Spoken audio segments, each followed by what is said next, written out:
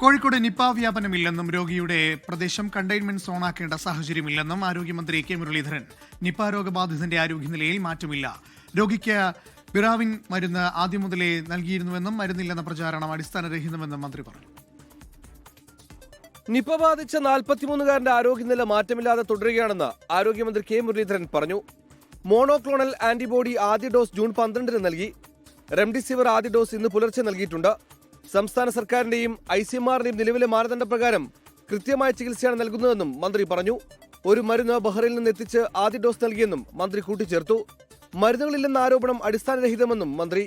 അഡ്മിറ്റായ അന്ന് തന്നെ റിബാവറിൻ മരുന്ന് കൊടുത്തു തുടങ്ങി. അന്ന് തന്നെ 12-ാം തീയതി മുതലാണ് മോണോക്ലോണൽ ആന്റിബോഡി ആദ്യത്തെ ഡോസ് കൊടുത്തു. റെംഡിസിവിർ മരുന്ന് ഇന്ത്യയിലൊരിടത്തും ഉണ്ടായിരുന്നില്ല. ആദ്യം ചെന്നൈയിലുണ്ടെന്ന് പറഞ്ഞു. ചെന്നൈയിൽ നോക്കിയപ്പോൾ ഔട്ട് ഓഫ് സ്റ്റോക്കാണ്. 2021 ശേഷം ഈ മരുന്ന് പർച്ചേസ് ചെയ്തിട്ടില്ല എന്നാണ് കിട്ടിയ പ്രാഥമിക വിവരം. ഇന്ന് സമ്പർക്ക പട്ടികയിൽ 3 പേരെ കൂടി ഉൾപ്പെടുത്തിയിട്ടുണ്ട്. 3 പേരും കുറഞ്ഞ റിസ്ക് വിഭാഗത്തിലുള്ളവരാണ്. ഇതോടെ നിലവിൽ സമ്പർക്ക പട്ടികയിൽ 103 പേരാണുള്ളത്. ഇതിൽ 4 പേർ വളരെ ഉയർന്ന റിസ്ക് വിഭാഗത്തിൽപ്പെട്ടവരും 14 പേർ ഉയർന്ന റിസ്ക് വിഭാഗത്തിൽപ്പെട്ടവരുമാണ്.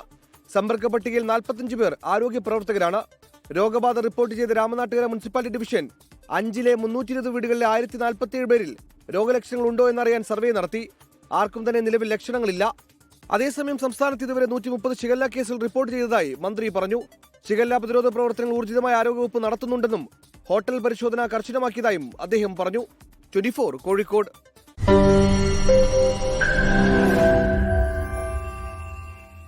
ലോകത്തെവിടെയായാലും ഏത് സമയത്തും 24 വാർത്തകളും ഓഗ്മെന്റഡ് റിയാലിറ്റി പാക്കേജുകളും എക്സ്പ്ലെയിനറുകളും വിശദമായി കാണാൻ ഞങ്ങളുടെ യൂട്യൂബ് ചാനൽ നിങ്ങൾക്ക് സബ്സ്ക്രൈബ് ചെയ്യാം.